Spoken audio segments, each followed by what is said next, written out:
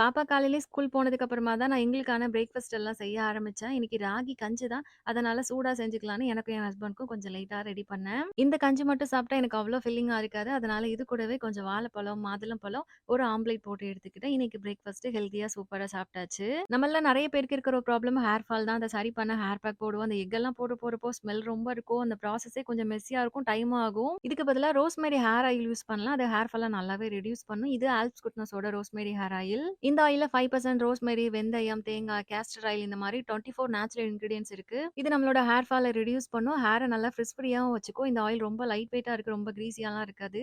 இந்த பாட்டிலோட நாசிலே சூப்பரா டிசைன் பண்ணியிருக்காங்க. ஜஸ்ட் நம்ம ட்விஸ்ட் பண்ணாலே அதுலருந்து ஆயில் வந்துரும். நான் நல்லா ஆயில் வச்சதுக்கு அப்புறமா ஒரு 10 மினிட்ஸ் போல நல்லா மசாஜ் பண்ணிட்டு, அதுக்கப்புறமா ஹேர் வாஷ் பண்ணேன். இப்ப என்னோட ஹேர் பாருங்க, நல்லா ஹெல்தியா, ஃப்ரிஸ் ஃப்ரீயா இருக்கு. இந்த ப்ராடக்ட் பர்பிள்ல அவைலபிளா இருக்கு. இங்க குடுத்துருக்க கியூஆர் கோட ஸ்கேன் பண்ணி பை பண்ணிக்கலாம். உங்களுக்கும் ஹேர் ஃபால், ஹேர் ஃப்ரிஸியா இருக்கு. இந்த மாரி இஷ்யூலாம் இருக்குன்னா கண்டிப்பா ட்ரை பண்ணி பாருங்க.